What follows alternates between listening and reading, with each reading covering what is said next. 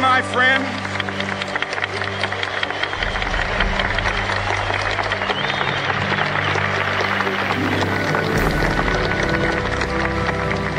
So even though we face the difficulties of today and tomorrow, I still have a dream. Yes. It is a dream deeply rooted in the American dream. I have a dream that my 4 little children will one day live in a nation where they will not be judged by the color of their skin, but by the content of their character.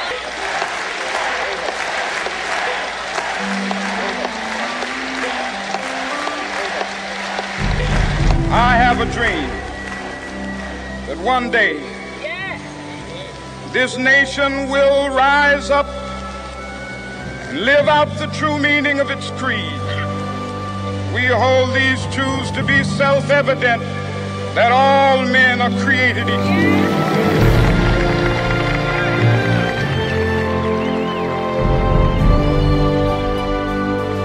4 years ago, I stood before you and told you my story of the brief union between a young man from Kenya and a young woman from Kansas who weren't well off or well known, but shared a belief that in America their son could achieve whatever he put his mind to.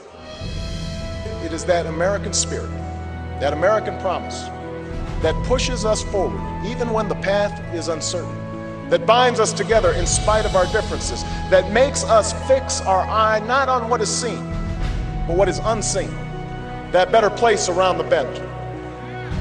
That promise is our greatest inheritance. It's a promise I make to my daughters when I tuck them in at night, and a promise that you make to yours. A promise that has led immigrants to cross oceans and pioneers to travel west. A promise that led workers to picket lines and women to reach for the ballot.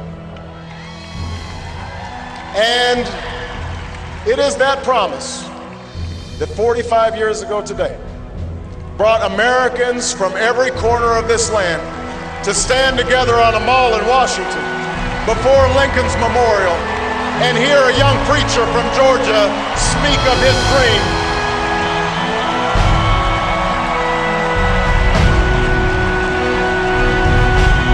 The men and women who gathered there could have heard many things. They could have heard words of anger and discord. They could have been told to succumb to the fear and frustrations of so many dreams deferred. But what the people heard instead, people of every creed and color, from every walk of life, is that in America, our destiny is inextricably linked. That together, our dreams can be won.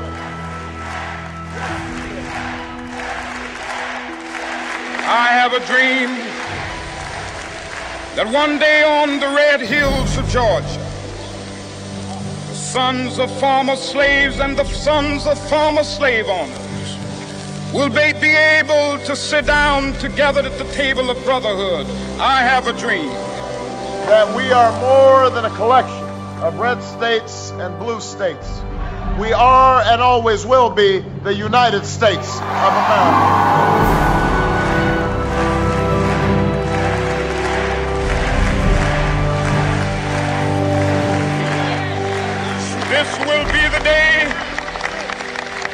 This will be the day when all of God's children will be able to sing with new meaning, my country, tears of thee.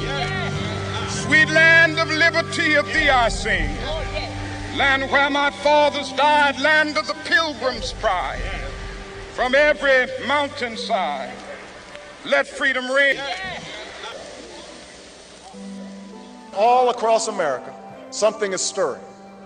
What began as a whisper in Springfield has swelled to a chorus of millions calling for change. It's a chorus that cannot be ignored, a chorus that cannot be deterred. This time can be different. When people said that maybe we don't have to be divided by race and region and gender.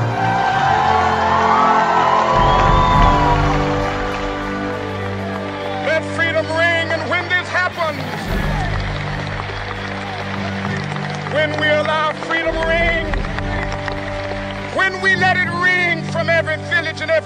gathered from every state and every city.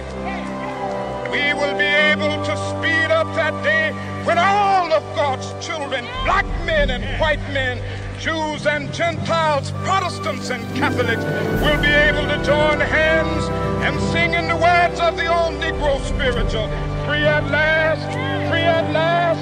Thank God Almighty, we are free at last.